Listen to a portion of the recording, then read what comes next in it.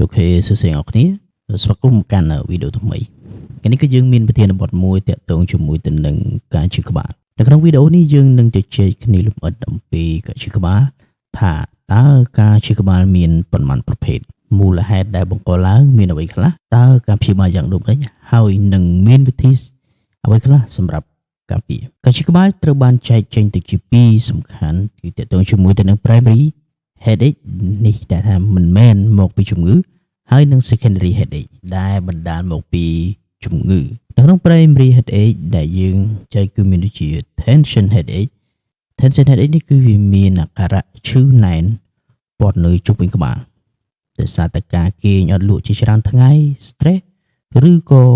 ការឈរមិនបានត្រឹមត្រូវ migraine headache វិញវាមានអាការៈឈឺគៀបធម្មតាឈឺតែមួយជំហានតែប៉ុណ្ណោះចង់ក្អួតនិងបែកអំពិលពេកហើយកត្តាទាំងអស់នេះបណ្ដាលមកពី stress ដោយសារតែការផ្លាស់ប្ដូរហូម៉ូនឬចំណីអាហារនិងការបាត់បង់ជាតិទឹកជាដើមចំណែកឯ cluster headache វិញគឺឈឺនៅជុំវិញភ្នែកមួយជំហានដែលមានការហូរទឹកភ្នែកនិងតឹងច្រមុះវាធ្វើទុកម្ដងធ្វើទុកខ្លាំងអាចធ្វើទុកពីមួយសប្តាហ៍ម្ដងឬក៏មួយខែម្ដងក៏មានយើងចូលមកដល់ secondary headache វិញគឺការជិះក្បាលដែលបណ្ដាលមកពីជំងឺដែលយើងសង្កេតឃើញច្រើនជាងគេនោះគឺទាក់ទងជាមួយនឹង sinus headache ដែលបណ្ដាលមកពីមេរោគឬក៏មានការ allergy ដែលធ្វើឲ្យវាមានការរលាកនៅក្នុង sinus ជាហេតុនាំឲ្យអ្នកជំងឺឈឺក្បាលជាប់មួយទៀតបណ្ដាលមកពី medication overuse headache ដោយសារតែការប្រើប្រាស់ថ្នាំលើកម្រិតចំណុចបន្ទាប់គឺការផឹកកាហ្វេច្រើនលើសលប់ពេកក៏ធ្វើឲ្យឈឺក្បាលញឹកញាប់ដែរចំណុចមួយទៀតដែលយើងច្រើនតែជួបជាញឹកញាប់ដែរគឺដោយសារតែបញ្ហាឡើងសម្ពាធឈាមនៅពេលដែលសម្ពាធឈាមឡើងខ្លាំងការឈឺខ្លាំងនៅផ្នែកខាងក្រោយនៃក្បាលគឺវាចាប់ផ្ដើមតឹងណែនឬក៏រោយអញ្ចឹងដែរកន្លែងមួយទៀតគឺដោយសារតែ post traumatic headache ក្បាលរបស់យើងនឹងត្រូវបានរងការប៉ះទង្គិចទៅនឹងវត្ថុអ្វីមួយអាចជាការដួលម៉ូតូឬក៏បុកជាមួយនឹងអ្វីផ្សេងៗបន្តមកទៀតគឺទាក់ទងជាមួយនឹង meningitis អញ្ចឹងការរលាកស្រោមខួរអញ្ចឹងធ្វើឲ្យអ្នកជំងឺឈឺក្បាលមានអាការៈឈឺក្បាលមានក្តៅខ្លួនមានរឹងកញ្ចឹងកសន្លប់ឬក៏ប្រកាច់ជាដើមមួយទៀតការឈឺក្បាលទាក់ទងជាមួយនឹងអ្នកជំងឺ stroke ដែលធ្វើឲ្យអវយវៈរបស់អ្នកជំងឺចាប់ផ្ដើមទន់ឬក៏ស្ពឹកជាដើមហើយចំណុចមួយទៀតគឺទាក់ទងជាមួយនឹង head injury គឺក៏ការបាតុកិច្ចទៅលើក្បាលដែលបណ្ដាលឲ្យមានដុំកកនៅក្នុងសរសៃឈាមឬក៏អាចសន្លប់មួយទៀតគឺទាក់ទងជាមួយនឹងជំងឺ aneurysm នេះតែម្ដងចំពោះការព្យាបាលតាមបែបធម្មជាតិការព្យាបាលគឺងាយស្រួលមែនទែនបើសិនបើអ្នកទាំងអស់គ្នាគឺជាមនុស្សដែលមិនសូវចូលចិត្តញ៉ាំទឹកនោះទេគឺអ្នកទាំងអស់គ្នាត្រូវតែញ៉ាំទឹកមកវិញឲ្យបានច្រើនពីព្រោះនៅពេលដែលអ្នកទាំងអស់គ្នាញ៉ាំទឹកបានច្រើនជាតិទឹកនៅខាងក្នុងខ្លួនរបស់យើងគឺចាប់ផ្ដើមគ្រប់ហើយនឹងអ៊ីយ៉ុងមួយចំនួនក៏មិនបានបាត់បង់នោះដែរអញ្ចឹងនៅពេលដែលយើងមានជាតិទឹកនៅខាងក្នុងគ្រប់គ្រាន់ការឈឺក្បាលរបស់យើងគឺត្រូវបានកាត់បន្ថយមួយវិញទៀតអ្នកខ្លះក៏ឈឺក្បាលអាចមកពីបណ្ដាមកពីសារធាតុម៉ាញ៉េស្យូមនៅខាងក្នុងខ្លួនរបស់យើងចាប់ផ្ដើមចុះទាបអញ្ចឹងនៅពេលដែលម៉ាញ៉េស្យូមចុះទាបខ្លាំងអ្នកទាំងអស់គ្នាអាចឈឺក្បាលបែបជាលក្ខណៈ migraine ផងដែរហើយមួយទៀតអ្នកទាំងអស់គ្នាអាចប្រើពេងដោយរបៀបដែរដូចជារបៀបពេងខ្យល់ប្រហើរឬក៏ដែលគេច្រើនតែប្រើជាមួយនៅក្នុងទៀនអញ្ចឹងនៅពេលដែលយើងអុជទៀនហ្នឹងទៅដែលវាមានក្លិនពពួក peppermint អញ្ចឹងវាធ្វើឲ្យជួយ release stress នៅខួរក្បាលរបស់យើងអញ្ចឹងធ្វើឲ្យយើងអត់សូវឈឺក្បាលមែនទេមួយទៀតគឺតាក់ទងជាមួយទៅនឹងតែខ្ញីបើសិនបើយើងអាចញ៉ាំតែខ្ញីបានវាជួយកាត់បន្ថយអាការៈឈឺក្បាលហើយមួយទៀតគឺតាក់ទងជាមួយនឹងកំប្រេសបើសិនបើអ្នកទាំងអស់ឈឺខ្លាំងស្អំមួយកំប្រេសត្រជាក់អញ្ចឹងទៅឬក៏កំប្រេសក្តៅឧណ្ហសម្រាប់អ្នកដែលគាត់មានអាការៈឈឺហើយគៀបខ្លាំងដើម្បី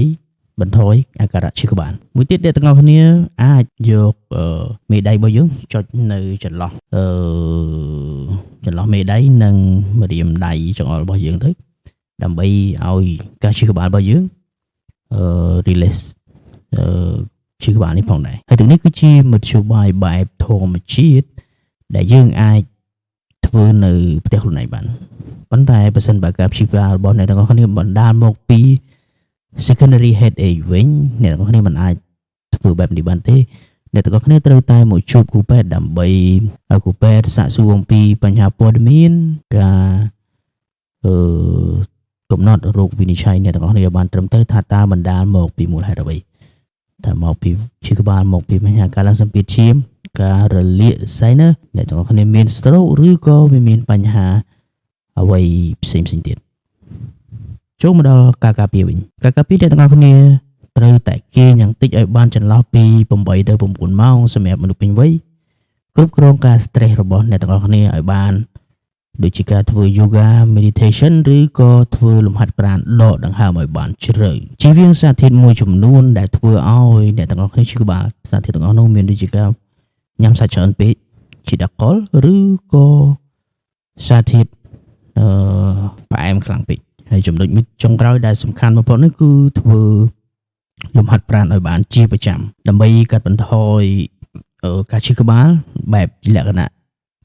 tension ឬក៏ migraine អញ្ចឹងប៉ុន្មានចំណុចនេះគឺតកតងជាមួយនឹងវិធានការនៅក្នុងការការពារដើម្បីកុំឲ្យមានអាការៈឈឺក្បាលកើតឡើងអញ្ចឹងអ្នកទាំងអស់គ្នានឹងបានដឹងអំពីប្រសិទ្ធភាពអញ្ចឹងអ្នកទាំងអស់គ្នានឹងបានដឹងអំពីការឈឺក្បាលថាតើបណ្ដាលមកពីហេតុអ្វីការឈឺក្បាលមកពី primary headache មិនមែនមកពីបញ្ហាជំងឺនិងឯការឈឺក្បាលមកពី secondary headache វិញគឺបណ្ដាលមកពីលក្ខណៈជំងឺបើសិនបើ primary headache យើងអាចព្យាបាលបានដោយខ្លួនឯងដោយការញ៉ាំទឹកឲ្យបានច្រើនគេញ៉ឲ្យលក់គ្រប់គ្រាន់អានោះវានឹងបាត់ទៅវិញប៉ុន្តែបើសិនជាបណ្ដាលមកពី secondary វិញនោះអ្នកទាំងអស់គ្នាត្រូវតែមកជួបជាមួយទៅនឹងគ្រូពេទ្យដើម្បីឲ្យគ្រូពេទ្យញែកឲ្យច្បាស់អំពីថាតើការឈឺក្បាលនេះបណ្ដាលមកពីមូលហេតុអ្វីបើសិនបើអ្នកទាំងអស់គ្នាធ្លាប់តែតាមដានជាមួយទៅនឹង channel របស់ខ្ញុំនេះទេសូមអ្នកទាំងអស់គ្នាមេត្តាជួយ subscribe ជាមួយនឹង channel របស់ខ្ញុំនេះដើម្បីទទួលបានព័ត៌មានថ្មីៗទាក់ទងជាមួយទៅនឹងបញ្ហាសុខភាពចំណេះដឹងអំពីសុខភាពខ្ញុំនឹងចែកជូនរបស់ទៅកាន់អ្នកទាំងអស់គ្នាបើសិនបើអ្នកទាំងអស់គ្នាមានចម្ងល់ទាក់ទងជាមួយទៅនឹងបញ្ហាសុខភាពណាមួយអ្នកទាំងអស់គ្នាអាច comment នៅក្នុងវីដេអូខាងក្រោមនេះបាននៅពេលនេះខ្ញុំសូមអរគុណសូមជម្រាបលា